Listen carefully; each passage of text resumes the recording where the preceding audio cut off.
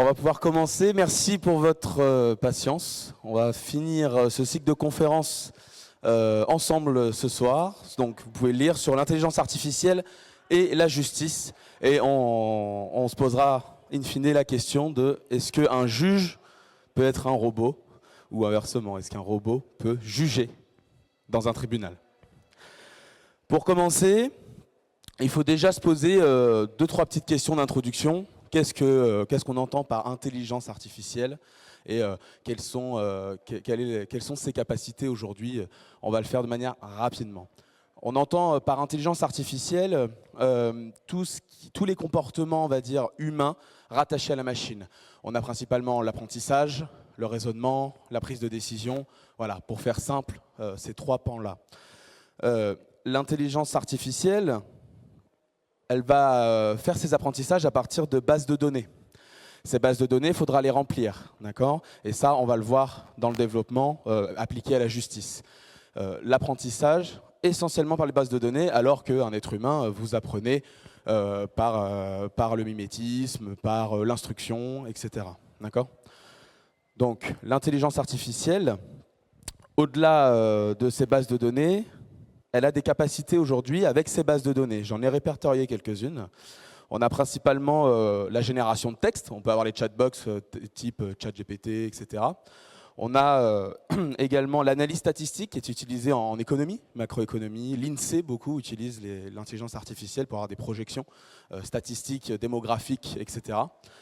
La reconnaissance de forme et de visage, vous avez peut-être entendu parler au niveau des Jeux Olympiques où il y avait eu de la reconnaissance faciale dans les caméras de surveillance pour détecter des troubles à l'ordre public ou des mouvements de foule. Et voilà. On a été très limité en France sur ce point de vue-là pour des raisons de protection des données et éthiques notamment. Et enfin, ce qui va nous intéresser aujourd'hui, l'aide au diagnostic et à la décision. Puisque le principe d'un juge, ça ne vous échappe pas, c'est de devoir prendre des décisions sur tout un tas de domaines. Et l'IA peut aider. L'enjeu aujourd'hui, pourquoi j'ai proposé de faire cette conférence-là, c'est que, alors, ça existait déjà avant, mais depuis, on va dire, 5-6 ans, on a l'émergence et même la généralisation des ce qu'on appelle des intelligences artificielles génératives. Ça veut dire qu'au-delà de trier des statistiques, compiler, elle va être capable de produire quelque chose. D'accord ? On le voit avec des morceaux de musique, par exemple. On le voit avec des peintures, avec des photos. Vous le voyez derrière vous. Elle est capable de produire des images, et parfois même bluffantes. Et la justice n'échappe pas à ce phénomène-là. D'accord ? Bien entendu. Et c'est pour ça que ça pose des questions aujourd'hui. Donc, une fois qu'on a dit ça, les usages de l'intelligence artificielle aujourd'hui dans la justice, il y en a déjà. Elle permet notamment de faire de la recherche juridique. Il existe pour les praticiens du droit des logiciels avec des articles, avec des décisions de justice. Et donc, un peu à l'image de Google, on peut, grâce à l'intelligence artificielle, faire une recherche par mots-clés et elle nous sort des résultats plutôt efficaces aujourd'hui sur la recherche juridique. On a également l'occultation automatique de données. Je m'explique. Pour alimenter, on va le voir après, les bases de données des décisions de justice, il faut anonymiser les décisions. Parce que dans une décision de justice, il y a toutes vos informations personnelles. Pour ceux qui connaissent le RGPD, Règlement Général Protection des Données, ils classent les données, vous savez, par rapport au fait qu'elles sont très personnelles ou moins personnelles. La décision de justice, elle est en haut de l'échelle. Voilà. Elle fait partie des données dites sensibles, parce qu'il y a toute votre vie dedans. Donc l'IA, aujourd'hui, il y a des logiciels qui existent, notamment à la Cour de cassation, qui est chargée d'anonymiser les décisions de justice de toute la France. Ils mettent une décision, l'IA va occulter toutes les décisions, toutes les informations personnelles. Voilà, c'est principalement les usages qu'on a aujourd'hui. On a également l'opportunité de gagner un peu de temps. Ça ne vous échappe pas que la justice, elle est un peu lente, voire très lente parfois. Et l'IA peut nous permettre, c'est un peu l'objectif à l'avenir, de gagner du temps sur le traitement de masse, sur des tris, sur certains dossiers, ou même de la synthèse même de procédures.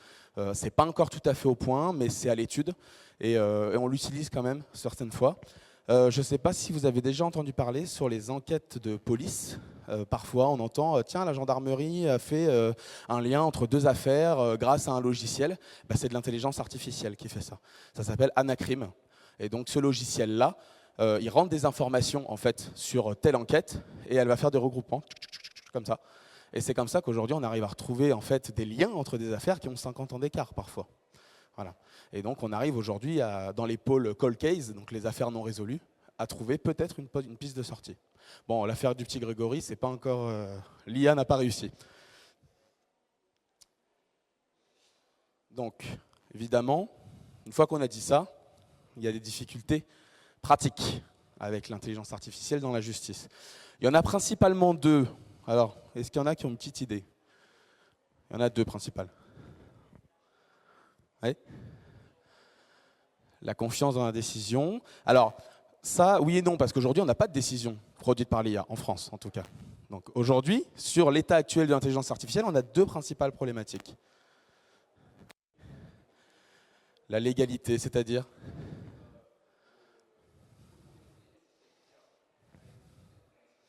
Oui. Oui, alors effectivement, c'est un sujet, mais ce n'est pas une difficulté. Dans la justice même, l'utilisation de l'intelligence artificielle pose, on va dire, une première difficulté, vous allez le voir, c'est les données personnelles. On l'a vu juste avant. Parce qu'il faut protéger les données personnelles, c'est impératif. Et c'est le principal point de blocage aujourd'hui dans la mise en place de l'intelligence artificielle dans le monde de la justice. Parce que, je le disais juste avant, vous avez toute votre vie dans une décision de justice. Le magistrat, il est soumis à une obligation déontologique de discrétion. D'accord? Donc lui, on sait que, même si ce n'est pas infaillible, en tout cas, il pourra être sanctionné.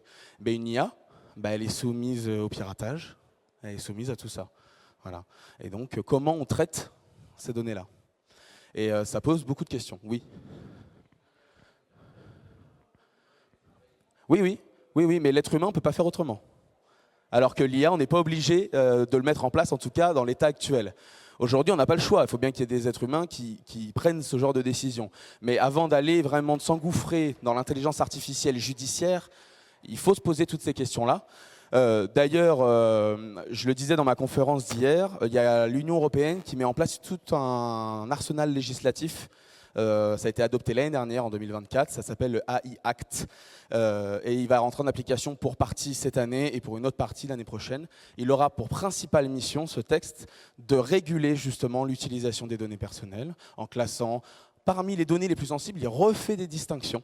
Donc ça devient un peu compliqué. Et l'idée, c'est de comment on utilise les données, comment éviter les biais de jugement, de discrimination, et vraiment cadrer un petit peu tout ça. Et je pense que ça va aider aussi le développement de l'intelligence artificielle dans la justice. Mais notre grande difficulté, c'est la protection des données. Il y en a une deuxième, à votre avis? Oui.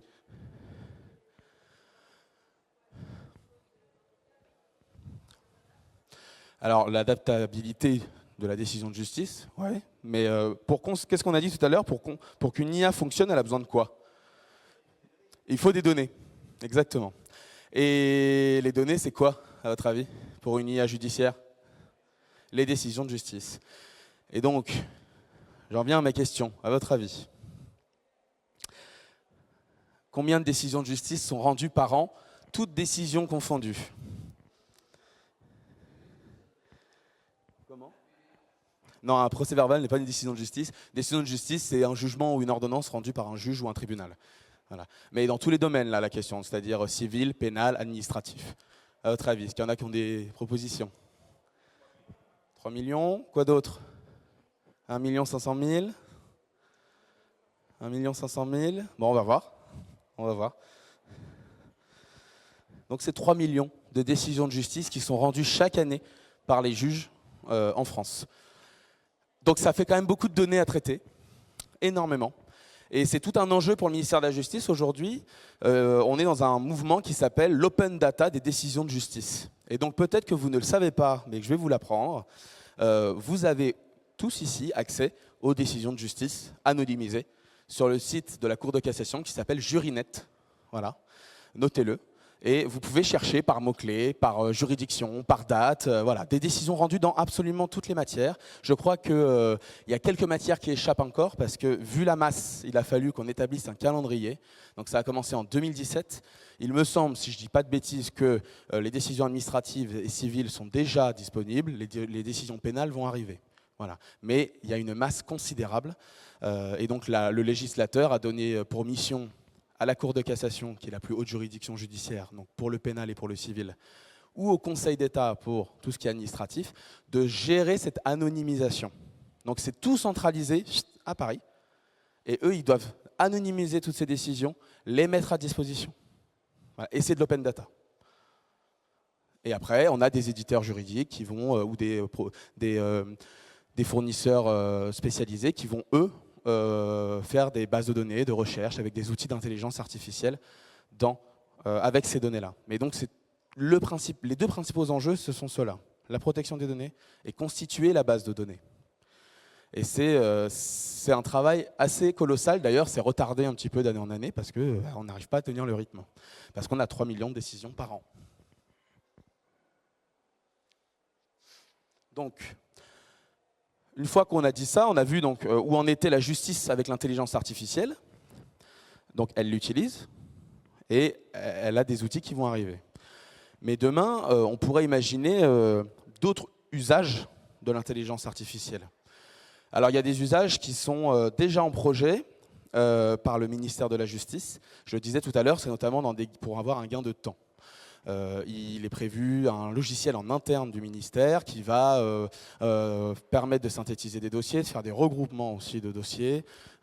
Par exemple, quand on a plusieurs fois une même société dans une procédure, avec l'IA, on pourra avoir les mêmes coordonnées de la société qui vont apparaître directement sur le document Word. Voilà, ce qui mine de rien, mis bout à bout, fait gagner du temps quand même vraiment utile aux juridictions, que ce soit aux greffiers ou aux juges. Et donc, demain, la question qu'on se pose là, c'est est-ce qu'on pourrait arriver à un robot juge? Je vais vous introduire un peu le sujet, puis après on en discutera ensemble. Pourquoi on pose cette question? C'est qu'on a de l'open data des décisions de justice qui est en train de s'agrémenter à hauteur de 1 500 000 à 2 000 décisions par an depuis 2017. C'est quand même énorme.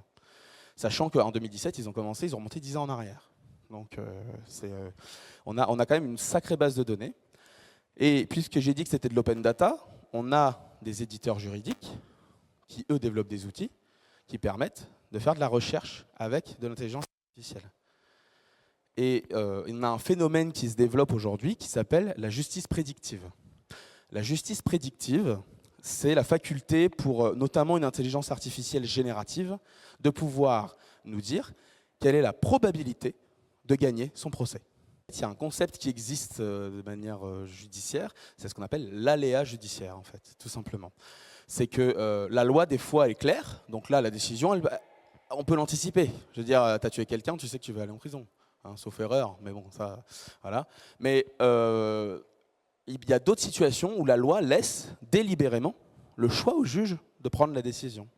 Et donc, une IA générative, quelle décision elle va prendre? Alors, ça va dépendre effectivement des biais qui peuvent être contenus dans l'algorithme, déjà.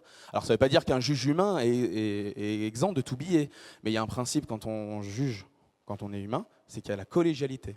On juge à 3 juges un dossier, justement pour pallier ce genre de truc. Oui.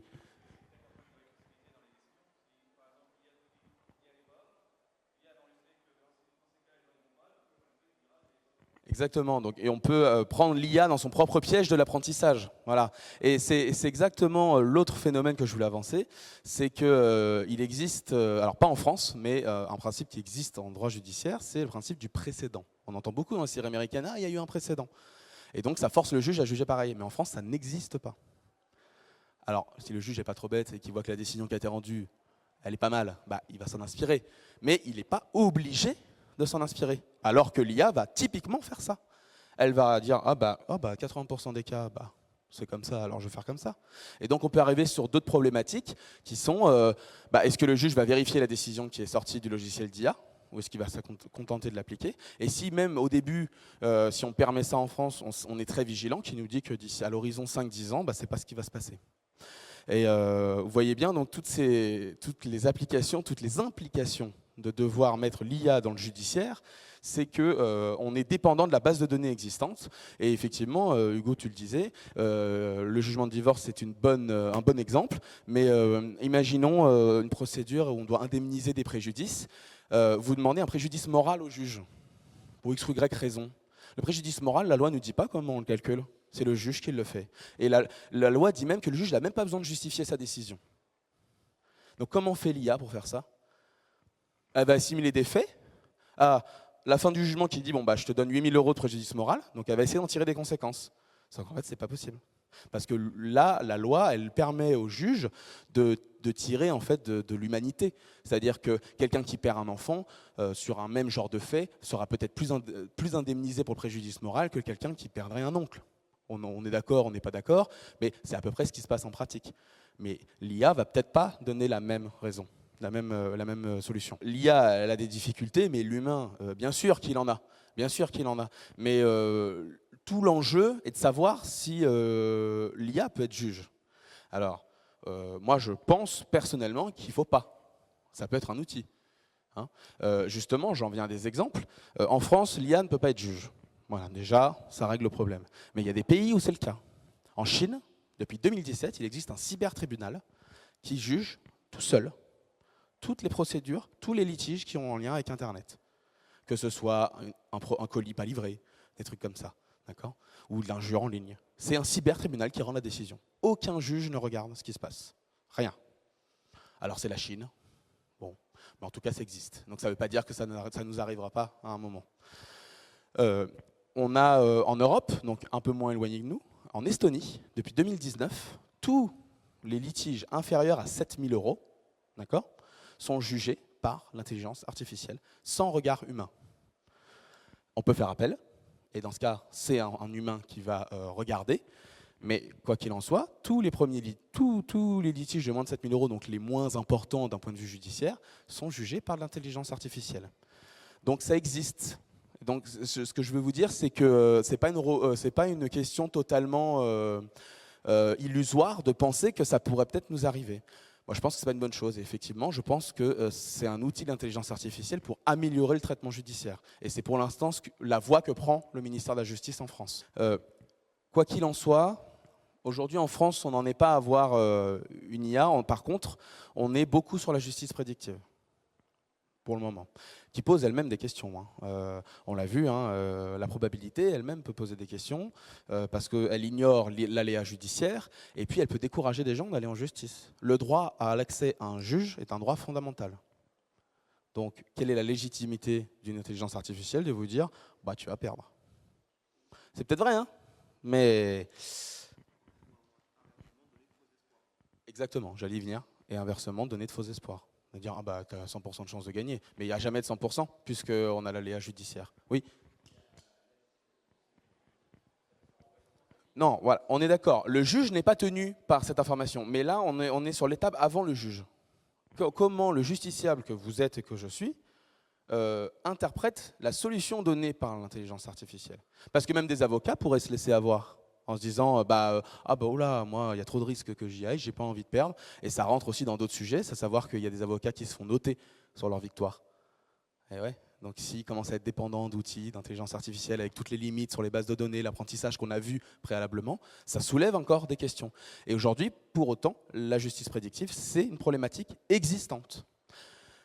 Pour avoir une petite nuance positive quand même sur cette justice prédictive, je ne sais pas si vous avez entendu parler parce que c'est un peu un sujet de niche, mais aujourd'hui dans la justice on développe beaucoup ce qu'on appelle les modes amiables, c'est-à-dire la conciliation, la médiation, avant d'aller au juge. Parce que très souvent on peut régler ce genre de dossiers, des dossiers assez simples, ou même parfois où le conflit ne relève pas d'un problème juridique mais plutôt personnel. Donc on pourrait céder des modes amiables de règlement des différends. Là, la probabilité de victoire ou d'échec dans un dossier commence à être utilisée par des avocats. Je trouve que ça peut être une bonne idée. Alors après, il faut voir la démarche. C'est-à-dire, si on dit « tu es sûr de perdre parce que l'outil m'a dit que tu vas perdre », non. Mais par contre, dire « l'outil m'a dit quand même qu'il y avait beaucoup de chances dans telle juridiction que ça juge comme ça ». Mais il y a toujours une chance de pouvoir gagner. Dans ce cas, ça peut être une méthode aussi pour se diriger vers les modes amiables et d'encourager les gens peut-être à conclure ce genre de procédure. Mais ça n'enlève pas tous les défauts. Après, je prêchais pour ma paroisse, mais je pense que le juge humain est quand même mieux dans le sens où, déjà, même si c'est difficile, il est capable au moins d'essayer de faire fi de ses propres biais. C'est d'ailleurs ce qu'on demande à un juge. Une fois qu'on met la robe de juge, on n'est plus soi-même. Voilà, en tout cas en théorie. Donc on est censé être le plus objectif possible. Et il y a quand même un outil qui nous aide beaucoup, c'est qu'on applique la loi.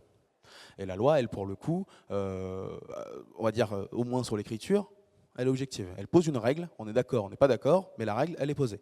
Voilà.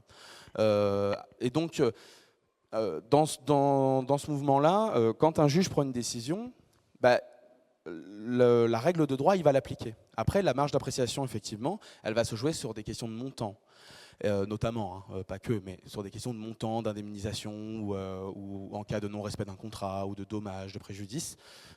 Et dans ce cas, on pourrait, pour limiter ce genre de truc, ce genre de problème avec l'IA, faire poser par la loi des fourchettes. Ce qui existe dans certains cas, les licenciements par exemple. Les licenciements, la loi pose aujourd'hui des barèmes.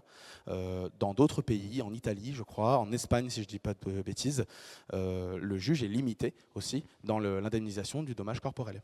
En pratique, il existe des barèmes que le juge n'est pas obligé d'appliquer.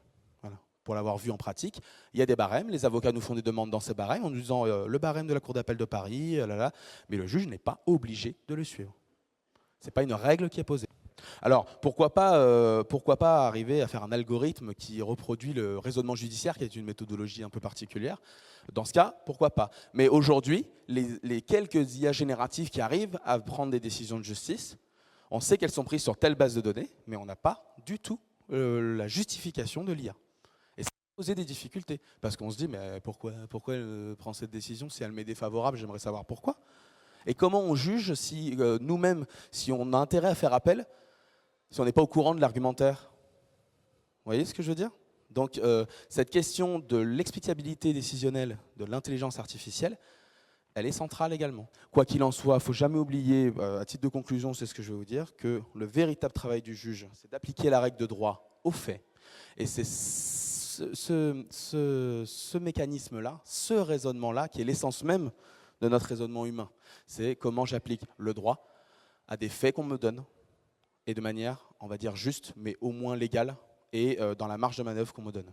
Voilà. Et pour l'instant, un robot juge, il n'est pas capable de le faire. Voilà. Je vous remercie pour votre participation, très intéressante.